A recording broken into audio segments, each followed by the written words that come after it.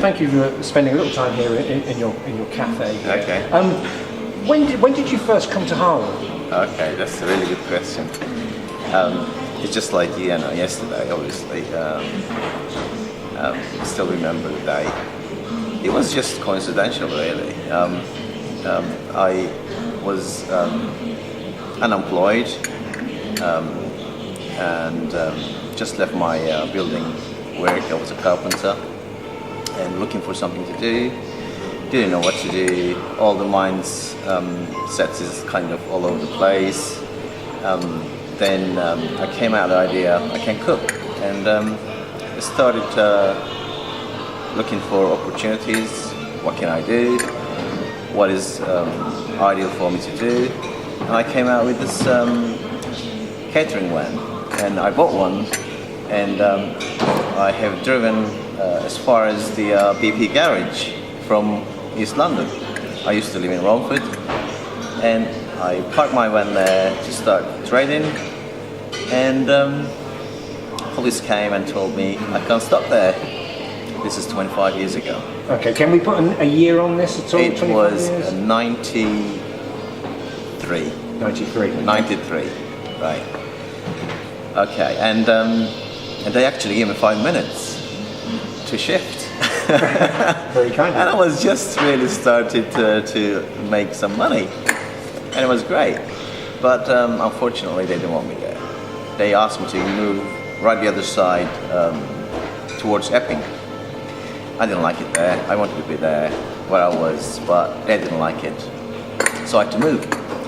So that day, I was really, really sad and disappointed that I was leaving my pitch.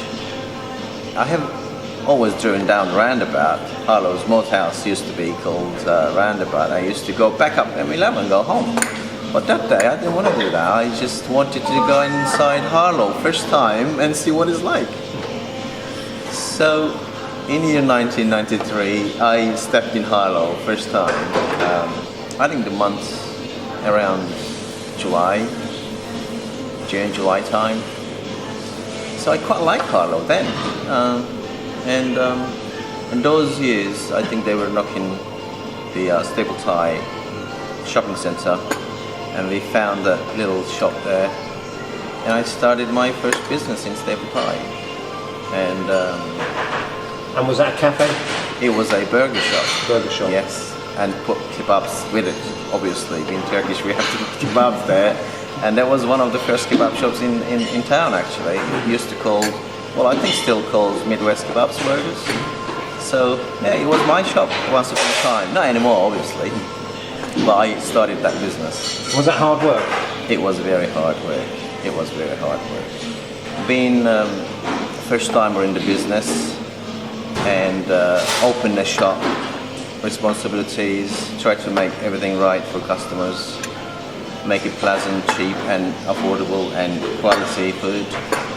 And very short while after opening, we had a massive good feedback from people. We used to have lots of queues outside, and people were happy, especially the shops were knocked down then, and there was nowhere to go and eat food either. So we were the only one of the kebab shop in town, and we had a funny actually little bays around the back. We had a video shop, the off-license, and the kebab shop, burger shop, which was great selection for people. It used to be really fun to work there. Yes. Were you we spoke about this off camera. Were you a natural, were you a natural businessman at that stage, or have you learned as you go along? I'm still not a natural businessman. I'm like a worker really than the boss. I always regarded as hard-working man. I'm not a boss. Not a businessman. But someone has to run the business, obviously, that you have to sort of have 2 or 3 costumes, if you like, but I don't feel myself a businessman. So how long were you at Staple Tie for? It was 2 years. 2 years. After 2 years, I gone back to look after my young boy. He born then in 1994. I looked after him until my wife gone back to work. And it was good year that actually I spent some time with my kid. He was 104, and I think he was about 1 year old. Then I come back to Harlow again and start running other burger establishment in store, and I made that business success as well. It was very, very good business and very well-known business at the time. Then about 7 years later, I opened the cafe in Bush Fair, and I'm here now like 15 years, and it's really good business. People loves it here, and serving public every day. This place, that's where we are right now. This place has a real identity, doesn't it? Is that? It is, yes. Is that? Do you think you have forged this identity and shaped its identity and made it as popular as it is? Well, yeah, I agree with that. Yes, I did do put lots of input, obviously, and I wanted to make it different than other cafes, not just a cafe. And I came out with different ideas and tried to sort of join with the people that I'm with, seeing them just rather than just customers. They are part of community here, like us, and I always employed the local youth, if you like, school leavers, to give them a chance in the future, like, you know, they can step on and have some experience. I mean, I have customers brought their kids to me, like say, look, can you just look after this and teach some manners, and they can have some, you know, hands dirty and learn something for future. And I never forget, once a kid came to me, a friend of my child, he couldn't even look at your eyes or face to speak to you. He was that shy, and after 3 months, me and my daughter Claire's help, he was really, really good. He was a very confident young boy, and he's going to uni now, which is, I think, great success, really. Do you think education is important? It is, obviously, yes. And I think self-trust is more important than everything else. I mean, if you have your self-trust, confident, you can educate yourself easier, I think. Education without self-confidence, I don't think it's going to bring you anywhere in society. You must be proud of your staff. Just behind you I can see things like best takeaway delivery driver, Britain Day Palmer, Yes. things like that, and yourself, Yes. community champion. You're very, very proud of your staff as well. Yes, yes. It's a teamwork, it's hard work, and we have to be working together. It's long hours we work here, like 6 o'clock, day starts for us. 7 o'clock cafe opens, and until evening. Then we do pizzas in the evening to late night.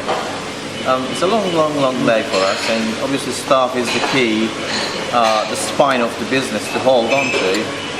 And we are really good in between us here, and we talk to one another. Obviously we do get stressed days, and we do get hectic days sometimes that we can't have opportunity to talk to one another. But then we make up and we talk, we joke all day long, and the business and customers and people come here to use this establishment is the focusing point for us. In all these interviews we're doing, I think you're number 40 of our 70 interviews. Okay. We're proud to sort of reflect a sort of rainbow nation that lives in Harlow, works in Harlow, etc. as part of Harlow. Are you proud of your Turkish heritage? I am indeed, yes. I am Turkish, and I'm proud of it. Also, I'm British. I'm proud of it too. I came here very young. I spent all my maturity here and really become mature and made my family and my kids here, and they're educated here. Obviously we do have contact with Turkey at the moment. My 3 children are in Turkey having holiday, and the older one is in Australia, and he's trying to make his living up there. Don't know why, but when I ask him why Australia, he answers me, Dad, why did you come to England? So not much to say really. Yeah. Good luck to him. And here in we're in, this is Cafe Pizzeria. It's in Bush Fair. Yeah. there's big efforts being made to push business in the Bush Fair area. Yes. Does it need a little bit of help and a bit of love, do you think? Yes, that's a really good question. I always felt that. I've been here like 15 years, as I told you. I knew Bush Fair before then. It used to be really buzzing, little town. But closing some shops like neighbouring office really withdrawn many people of Bush Fair and left people for us or business owners a little bit lonely actually. And I think local authority are doing their best, I know. It's a big town, growing up town, getting bigger town. Business-wise, we have lots of plans and projects. I know our local MP time to time tells us good news about investments coming to town. But we have to look at the bigger scale. I think that every town centre, apart from the main town centre, which it needs help itself, as we know, should get help in proportion. And I think we should sort of facelift other town centres beside the main town centre time to time. And that would help the locals and the business owners, small business owners like myself. So in conclusion, what is it you like about being a businessman, being here in Harlow? What is it you, in this 70th year of Harlow, what do you think? First of all, I have to tell you that, Michael, I'm really happy and proud to be a member of Harlow community. This is a really good honor for me. I know life is hard in Harlow, and lots of people in Harlow, majority likes to be in Harlow, love Harlow, but there are some people they don't like Harlow, they don't like to live in Harlow, they make always comments about it. But believe me, Harlow is a lovely town if you accept as it is and work for it. If you work to make nice things in Harlow, Harlow is one of the best, I think, in Eastern region.